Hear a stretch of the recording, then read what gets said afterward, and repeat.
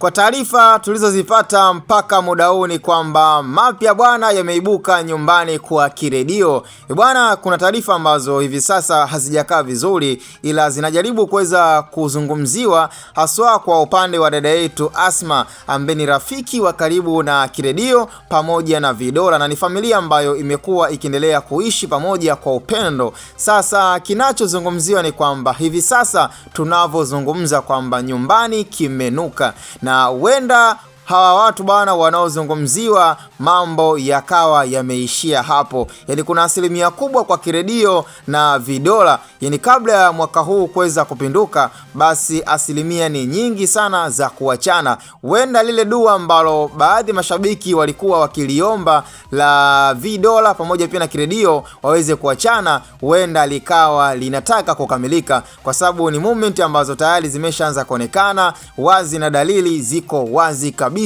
kwamba hakuna mawasiliano mazuri. Yani kumekuwa na vuta ni kuvute, wakiendelea kubishana, huko Kiredio akiwa haelewi na akiona kwamba imekuwa ni kama hata taka ambayo ameweza kuipata hakutegemea, na sidhani kama kuna mwanaume yoyote ambaye anaweza kukubaliana na jambo kama hilo, tena especially kwa video kuwa exposed. Ni bora kwamba labda video ingevuja ambayo inaonyesha wao wakiwa wako faraga, yani kidogo ingekuwa na ukakasi wa kuto kusema kwamba labda hawana uwezo wa kuachana. Lakini shida imeweza kujulikana kwamba kumbe Vidola alikuwa anachepuka, tena video iko recorded na kuwa exposed katika mitandao ya kijamii, na hapo ndo changamoto inapokuja. Kiredio kumwelewa dada yetu Vidola ni vigumu sana, na hata sisi wenyewe pia kumtetea dada yetu Vidola itakuwa ni vigumu sana. Kwa hiyo acha tuachie msala wa kwao, na hatujajua mpaka muda huu nini kitakachoweza kuadia ama kitakachoweza kuendelea. Lakini kwa wale wote ambao